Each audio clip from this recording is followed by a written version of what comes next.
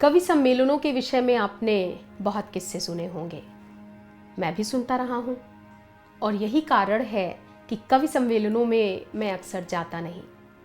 किंतु जिंदगी में सब कुछ वैसा ही नहीं चलता जैसा हम चाहते हैं। कुछ काम हम ऐसे भी करते ही हैं जो मन से करना नहीं चाहते। दोस्तों, ये कहना है डॉक्टर मधुकर गंगाधर का। अपनी लघु कथा की श्रृंखला में उन्होंने अपनी ये बात श्रोता वक्ता शीर्षक नाम की कहानी में लिखी है। मैं हूँ सपना जैन। मन की उड़ान पे मैं आपको कहानियाँ और कविताएं सुनाती हूँ। आज मैं आपके सामने प्रस्तुत करूँगी उनकी लघु कथा जिसका शीर्षक है श्रोता वक्ता। पिछले दिनों एक कवि गोष्ठी में मुझे इसी प्रकार से बेमन जाना पड़ा। आयोजकों ने जिस तरह से घेरा डाला कि निकलना संभव ही नहीं हुआ। अंत में स्वीकृति देनी ही पड़ी। नियत तिथि और समय पर कवि गोष्ठी वाले स्थान पर पहुंचा। काफी भीड़ थी। भीड़ होने के कारण बहुत हल्ला हो रहा था। एक कवि बंधु ने अपनी कविता सुनाई। वाहवाही कम, सीटियां ज्यादा बजी। मन भिन्ना गया। सम्मेलनों में कवियों को इस प्रकार उखाड़ा जाता है, इस संबंध में सुनी गई सारी बातें याद आने लगी। मगर कोई रास्ता नहीं था, बैठा रहा। 3-4 कवियों ने हो हल्ले के बीच कविताएं सुनाई। मैंने अनुभव किया कि भीड़ धीरे धीरे शांत हो गई। हो हल्ला करने की भी एक अवधि होती है। हुल्लड़बाजों की शक्ति क्षीण होने लगी और 5वें-6ठे कवि के आगमन तक वे बिल्कुल शांत हो गए। अब जैसे चक्का उल्टा घूमने लगा, फरमाइशें होने लगी। एक एक कवि 4-6 कविताएं सुनाने लगे। कवियों की संख्या और श्रोताओं की ऐसी रुचि देखकर मन में भय होने लगा कि ये कविता पाठ रात भर ना चल निकले। मन में बड़ा गुस्सा उठ गया। कहाँ आ फंसा। मगर गुस्सा होने से क्या, फंस तो गया ही था।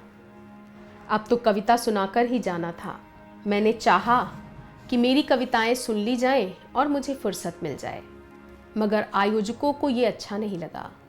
मैं और एक बुजुर्ग कवि राजधानी से बुलाए गए थे, जिन्हें अंत में कविता सुनानी थी। आयोजकों ने कहा कि आप ही लोगों के नाम पर तो लोग इस कदर डटे हुए हैं। चुप रह गया, क्या कहता। मन को बहलाने के लिए श्रोताओं को देखने लगा। यह भी अजीब अनुभव है। जिस तरह बोलते समय लोगों की भंगिमाएं होती हैं, उसी तरह सुनते समय भी लोग तरह तरह की भंगिमाएं बनाया करते हैं। और कोई तीसरा व्यक्ति जब वक्ता और श्रोता को अलग से देखता है तो उसे बड़ा ही रस मिलता है। शर्त यह है कि उस व्यक्ति में रस भोग की चेतना हो। सामने दर्शकों को देखने लगा। किसी के होठ वक्ता की तरह ही कांपते थे, कोई पूरा मुंह खोलकर बैठा हुआ था। कोई हर छंद के अंत में सर का झटका दिया करता था।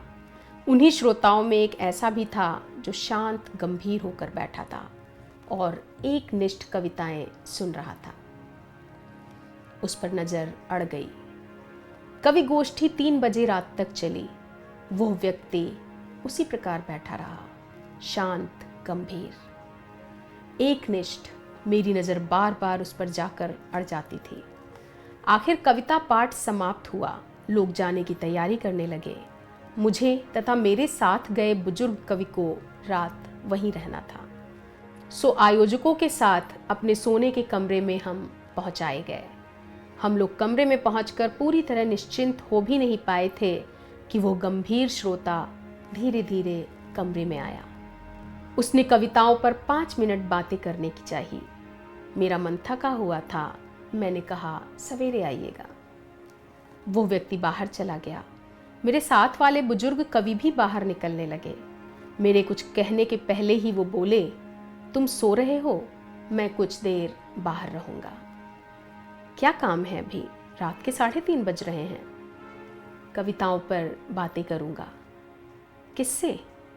अभी जो सज्जन आए थे उनसे। वे हमारी कविताएं 3 बजे रात तक सुन सकते हैं और हम 5 मिनट भी उन्हें नहीं दे सकते। ये वाजिब है क्या? वे बाहर चले गए, लेकिन लगा कि मेरी नींद भी उन्हीं के साथ बाहर ही चली गई। तो दोस्तों, ये कहानी थी श्रोता वक्ता, जो डॉक्टर मधुकर गंगाधर की कहानियों के तृतीय खंड में संकलित है। नमस्कार।